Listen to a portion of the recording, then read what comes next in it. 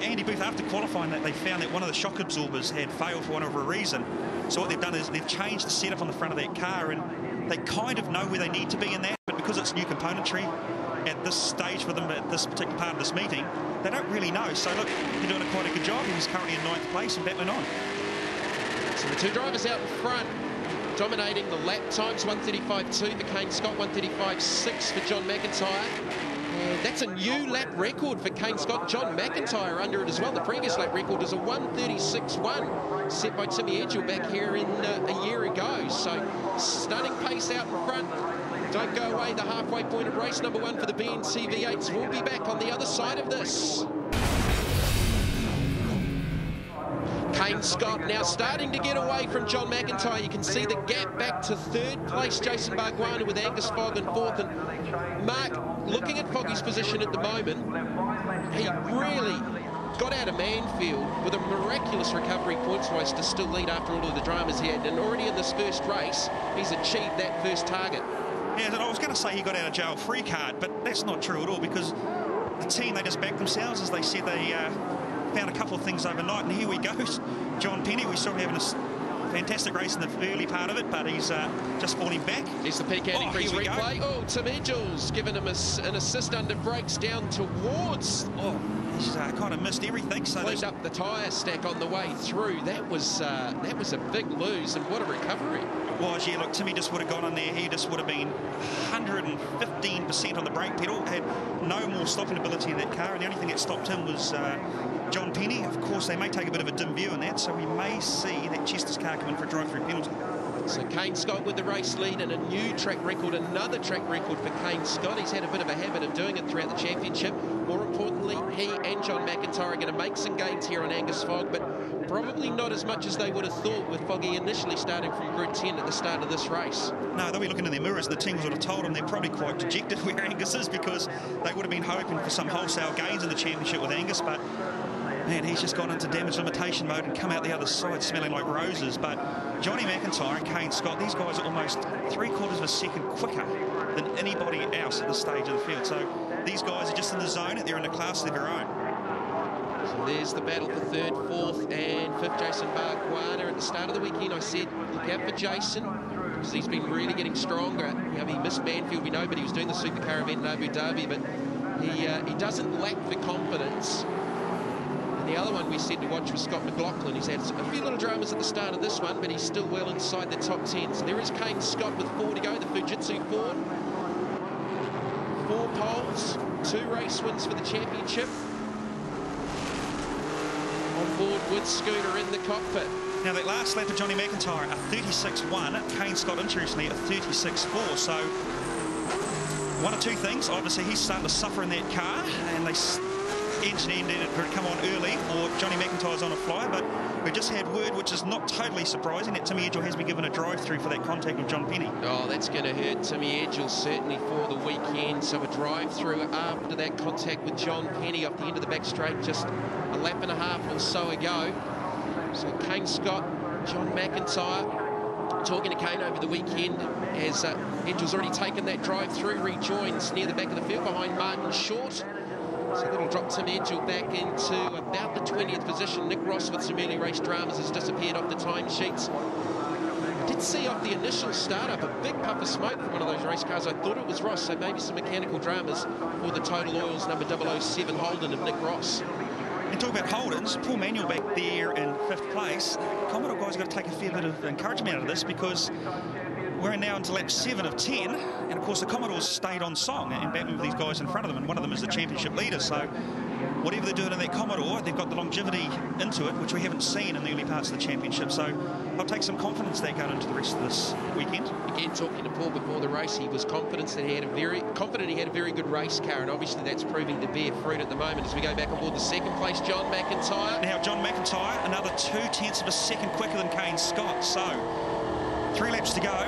We're talking about 0.8 of a second. He is coming on strong, very strong towards the end of this race. Kane Scott will be in defensive mode, because I think he's used the best of his tyres and everything to this stage of the race.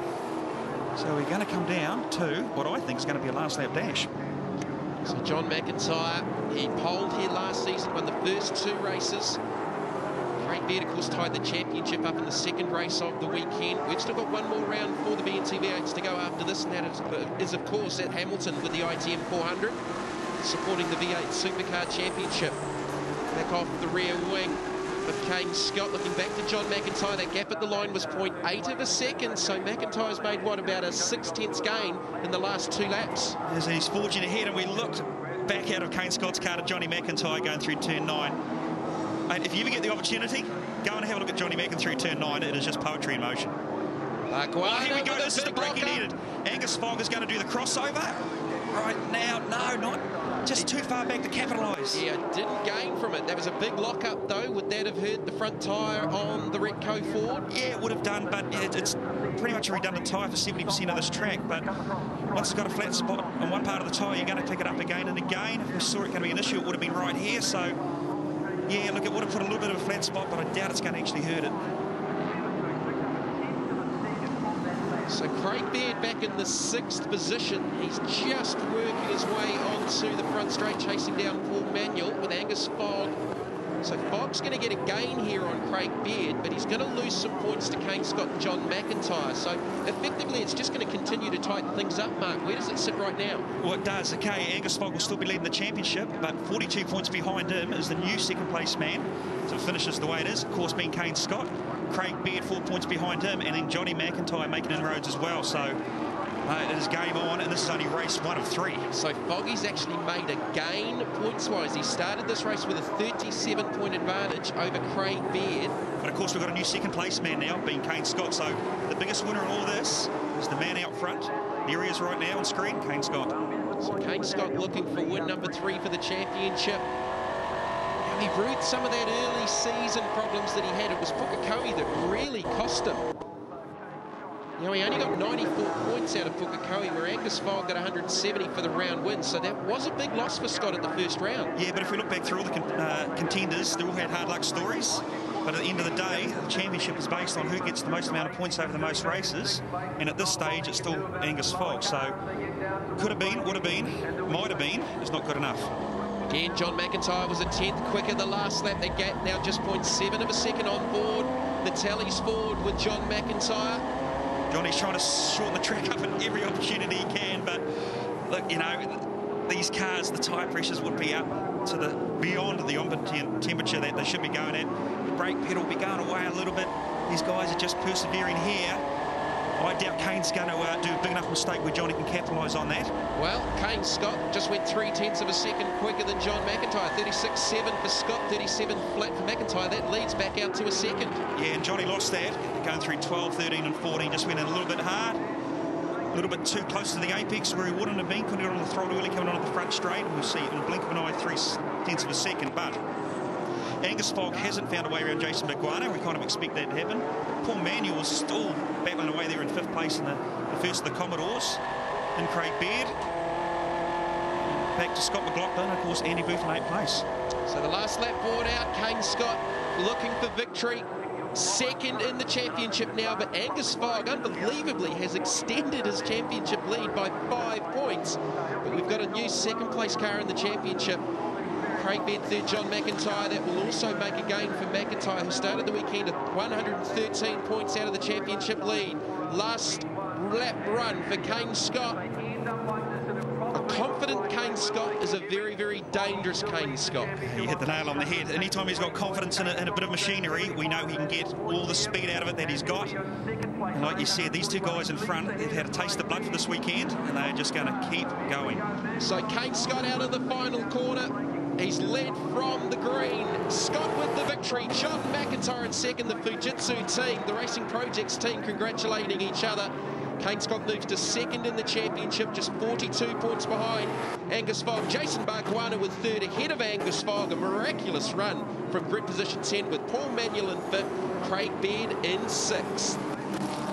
Just 0.8 of a second separated Kane Scott and John McIntyre for race 1 of the NZV8s from the Taupo Motorsport Park. Jason Baguana, the returning Australian, finishing in 3rd ahead of Angus Fogg, who maintains the championship lead and extends out to 42 points now over Kane Scott. Paul Manuel in 5th, the first of the Holdens, followed by Craig Beard, Scott McLaughlin, Andy Booth, Andy Knight from the back of the field, and Andrew Anderson.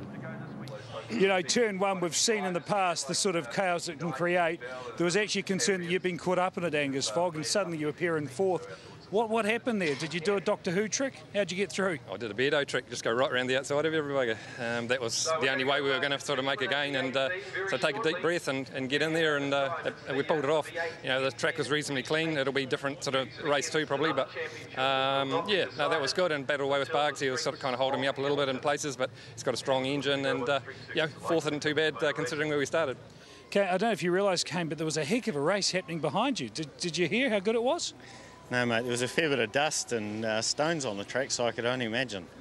I've done some maths, and forgive me if I'm wrong, but you've moved up to second. Angus's lead is 5 points bigger, but you are closing in on that title after such a horrid start to the season. How does it feel when something goes as right as that? Yeah, no, it's good. You know, as I said, we've had a couple of really good starts to rounds, and our trouble's been finishing those rounds. So just head down, you know, focus on what we're doing, but at this stage it's working pretty good, isn't it? With a watch on TV later, though, you might enjoy the race. Cool. Thanks, bud. Cheers.